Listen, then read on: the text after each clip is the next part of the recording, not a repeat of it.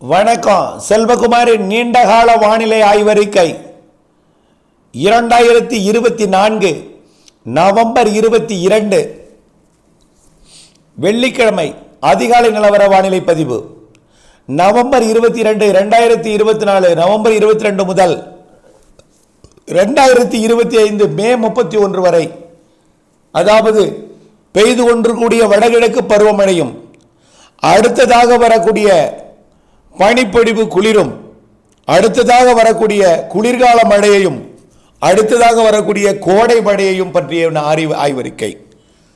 அதிகாரப்பூர்வ வானிலை அறிக்கைக்கு இந்திய வானிலை ஆராய்ச்சித்துறை அறிக்கையை பார்க்கவும். இன்றிலிருந்து பார்ப்போம். இன்றைக்கு தெளிவான வானமாக இருக்கும். தமிழ்நாட்டில் எங்கும் மழைக்கு வாய்ப்பில்லை. அப்படி இருந்தால் தென் மாவட்டங்களில் ஓரிரு இடங்களில் இருக்கலாம், அதாவது தென் கடலோரத்தில் வாய்ப்பு அதுவும் குறைவு. இந்த நாளை பயன்படுத்தி பூச்சி விரட்டை அடித்தல் மற்றும் பல்வேறு முன்னெச்சரிக்கை பணிகள், அதாவது முன்னேற்பாட்டு பணிகள், கட்டிடப் பணிகள், பல்வேறு பணிகளை மழையில்லாத நேரத்தில் செய்ய வேண்டிய பணிகளை செய்து முடித்திடுங்கள். நாளை இலங்கைக்கு தெற்கே நீடித்துக் கொண்டிருக்கூடிய காற்று சுழற்சி சற்று மேற்கு நோக்கி வந்து குமரி கடற்பகுதியை எட்டி பார்க்க வரும். இதனால் நாளை கிழக்கு காற்று தமிழ்நாட்டிலே ஏறும். வடகிழக்கு காற்றும் தொடர்ந்து வந்து கொண்டிருக்கிறது. கிழக்கு காற்றில் இருக்கக்கூடிய வெப்ப நீராவியை விட வடகிழக்கு வடக்கிலிருந்து வரக்கூடிய குளிர் நீராவியோட சதவிகிதம் கூடுதலாக இருக்கிற காரணத்தினாலே, குளிரின் தன்மை கூடுதலாக இருக்கிற காரணத்தினாலே நாளை அதிகாலை வேதாரண்யம் பகுதியில், கடலோர பகுதிகளிலையும் சென்னை வரை கடலோர பகுதிகளில் ஆங்காங்கே மழை பொழிவை கொடுக்கும்.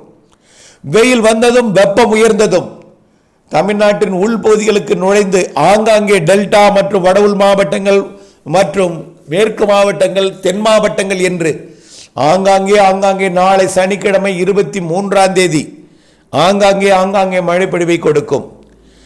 இறுதியில் வெப்பத்தால் அந்த நீர் ஆவியானது மேலெழுந்து தென் மாவட்டத்தில் போய் குவித்து, வடகிழக்கு பருவக்காற்றால் தென் மாவட்டத்தில் போய் குவித்து தூத்துக்குடி, திருநெல்வேலி, தென்காசி, விருதுநகர், கன்னியாகுமரி ஆகிய மாவட்டங்களிலும் அதனை ஒட்டியுள்ள கேரளா மற்றும் மேற்கு தொடர்ச்சி மலைப்பகுதிகளிலும் நாளை நல்ல மழை பொழிவை கொடுக்கும் என்று எதிர்பார்க்கப்படுகிறது.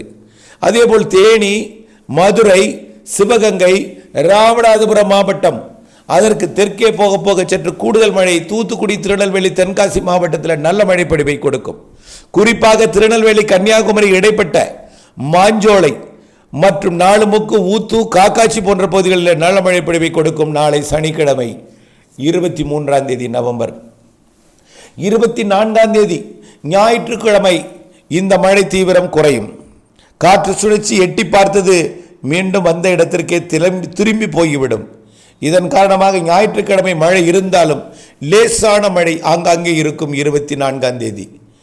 25ஆம் தேதி புதிய நிகழ்வு, அதாவது தற்பொழுது சுமத்ரா தீவு அருகே நீடித்துக் கொண்டு மேற்கு நோக்கி நகர்ந்து தற்பொழுது தெற்கு மத்திய வங்கக்கடல் பகுதிக்கு நுழைய வந்திருக்கக்கூடிய காற்றழுத்த தாழ்வு நிலை, அதாவது கடலோடு இணைந்த காற்று சுழற்சி நாளை 23ஆம் தேதி காற்றழுத்த தாழ்வு பகுதியாக உருவெடுக்க இருக்கிறது. 23ஆம் தேதி இரவே அது நன்கமைந்த காற்றழுத்த தாழ்வு பகுதியாகவும் 24ஆம் தேதி காற்றழுத்த தாழ்வு மண்டலமாகவும் உருவெடுக்க இருக்கிறது. இதன் காரணமாக அந்த இலங்கை, அதாவது குமரி கடற்பகுதியை எட்டி பார்க்க வந்த நிகழ்வு திரும்ப போய் அதோடு இணைந்துவிடும், ஒற்றை நிகழ்வாக மாறிவிடும்.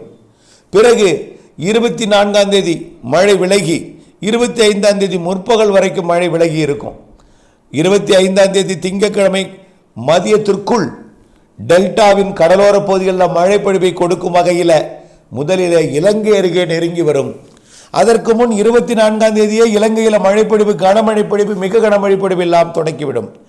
25ஆம் தேதி திங்கட்கிழமை நாகப்பட்டினம் மாவட்டத்தில் முதல் மழைப்பொழிவை தொடக்கும். குறிப்பாக கோடியக்கரை முனை, அடுத்தது வேதாரண்யம், அடுத்தது நாகப்பட்டினம் மாவட்டத்தின் கடலோர பகுதிகள், பிறகு திருவாரூர் மாவட்டத்தின் பகுதிகள், பிறகு தஞ்சாவூர் மாவட்டத்தின் பகுதிகள் தொடங்கும் பொழுது காரைக்கால் மற்றும் அப்படியே கடலூர், மயிலாடுதுறை மாவட்டங்களுக்கும் மழை பொழிவு தொடங்கிவிடும்.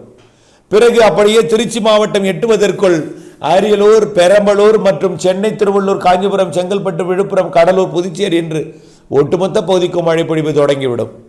இப்படி நெருங்கி வந்து மழைப்பொழிவை தொடக்கியது முதல் 10 நாட்களுக்கு தமிழ்நாட்டிலே மழை இருக்கிறது. அந்த நிகழ்வு புயலாக தீவிரமடைந்தாலும் அது கரை கடக்கும் நெருங்கும் பொழுது செயலிழந்துதான் கரை கடக்கும். ஆகவே காற்று அச்சம் வேண்டாம். அதீத மழைப்பொழிவு மற்றும் அதீத மழைப்பொழிவு முன்னெச்சரிக்கை மட்டும் இருந்தால் போதும். ஆகவே அந்த நிகழ்வு கரையோரம் நெருங்க நெருங்க மிக மெல்ல வரும். கரையோரம் நெருங்கினாலும் கரையேறுவதில் தாழ்வு பகுதி என்பதனால எளிதில் கரையேறி விடாது.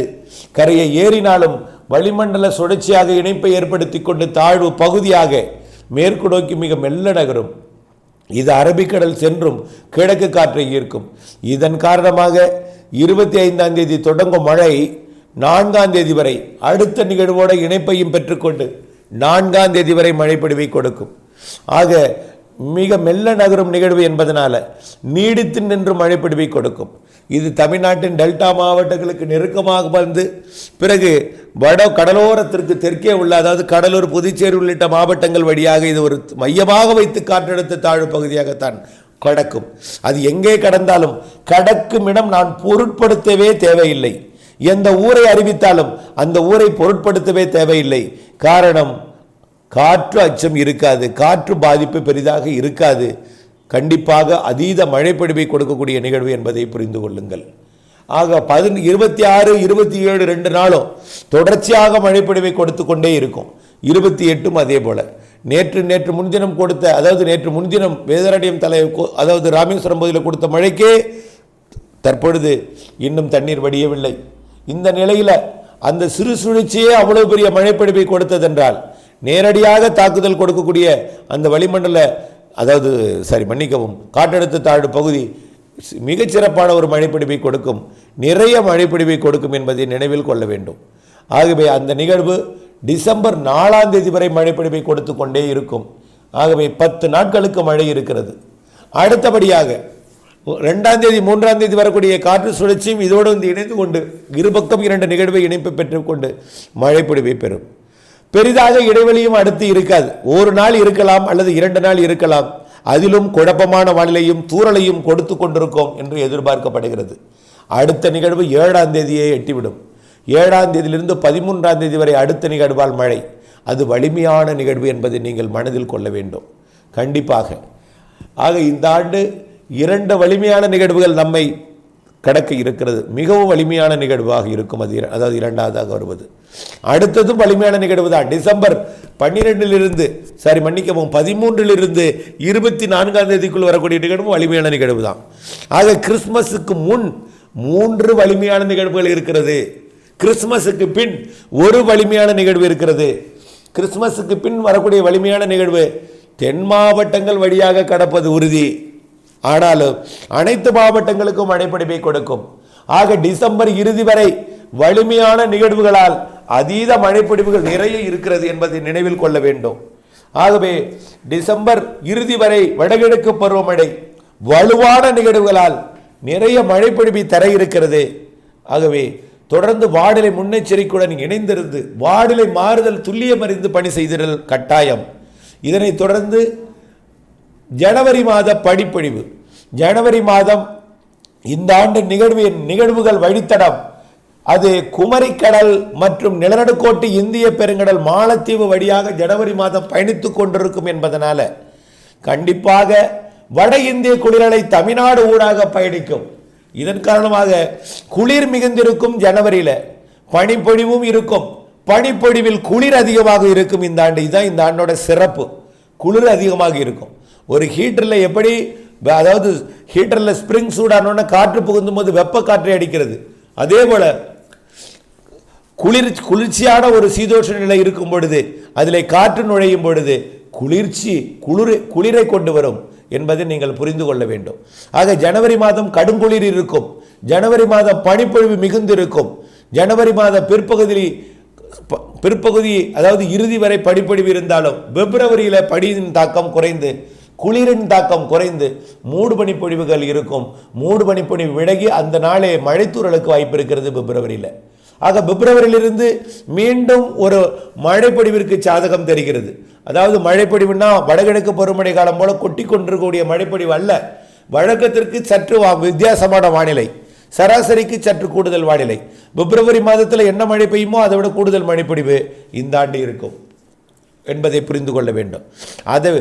அதாவது சூரியன் குத்துக்கதிர் மார்ச் 21 நிலநடுக்கோட்டை நோக்கி திரும்பி வரும் என்பதனால குளிர் விலகி பனி விலகி வெயில் விலகினாலும் வெயிலுக்கிடையே மழைப்பொழிவு இருக்கும். வெயிலும் இருக்கும் மழைப்பொழிவும் இருக்கும் பிப்ரவரி மார்ச்சில். கண்டிப்பாக மார்ச்சுக்கு பிறகு மார்ச்சிலும் சராசரிக்கு கூடுதல் மழை இருக்கிறது. வெயில் சராசரியாக இருக்கும், பெரிதாக வெயில் வாட்டாது. வெயில் உக்கிரமாக இருப்பது போல் தெரிபவர்களுக்கு அவர்கள், அதாவது வெயிலை உணராதவர்கள், வெயிலை அனுபவிக்காதவர்களாக இருக்கலாம். குளிர்சாதன அறையில் இருந்து கொண்டிருந்து விட்டு வெளியே வந்தால் வெயில் கோரமாகத்தான் இருக்கும். நான் சொல்லும் வெயில் சராசரியாக 10 ஆண்டுகளில் அடித்த வெப்பநிலையில் 10ஐயும் கூட்டி 10ஆல் வகுத்து வரக்கூடிய ஒரு எண் வரும் அல்லவா வெப்பநிலை. அந்த வெப்பநிலையில் சற்று குறைவாக இருக்கும் என்பதுதான் நம்முடைய ஆய்வறிக்கை. மேலும் சராசரியாக்க 10 ஆண்டுகளில் கோடையில் பெய்த மழைப்பொழிவு எப்படி இருந்ததோ அந்த 10ஐயும் கூட்டி 10ஆல் வகுத்து வரக்கூடிய ஒரு சராசரி மழை இருக்கிறது அல்லவா, அதற்கு கூடுதலான சராசரி மழை இந்த ஆண்டு இருக்கும். ஆகவே கோடை மழை இருக்கிறது, கோடையில் வெயிலும் இருக்கிறது, கோடையில் சராசரி வெயில் இருக்கும். இதுதான் இந்த ஆண்டோட கோடை வானிலை.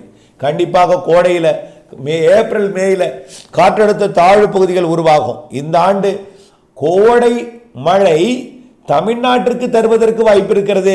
கூடுதலாக சித்திரை மழை செழிப்பாக ஒரு மழைப்பொழிவை கொடுக்கும் என்று எதிர்பார்க்கப்படுகிறது. சித்திரை வைகாசி மழை தமிழ்நாட்டிற்கு கோடையில் ஏப்ரல் மேயில் நல்ல ஒரு மழைப்பொழிவை கொடுக்கும் என்று எதிர்பார்க்கப்படுகிறது.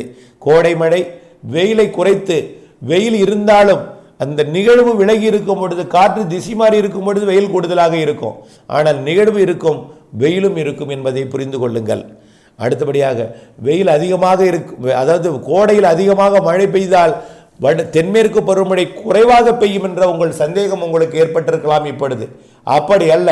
தென்மேற்கு பருவமழையும் இந்த ஆண்டு சராசரிக்கு கூடுதல் இருக்கிறது என்பதை நம்பிக்கையுடன் இருக்க வேண்டும். ஆகவே கோடை மழையும் சராசரிக்கு கூடுதல், தென்மேற்கு பருவமழையும் சராசரிக்கு கூடுதல் இருக்கிறது என்கின்ற வானிலை, நீண்டகால வானிலை கண்ணோட்டத்தை அறிவித்திருக்கிறேன். ஆகவே தொடர்ந்து வானிலை அப்டேட்ஸ் துல்லியம் அறிந்து திட்டமிட்ட பணி செய்து லாபம் அடைய அன்போடு கேட்டுக்கொள்கிறேன். நன்றி.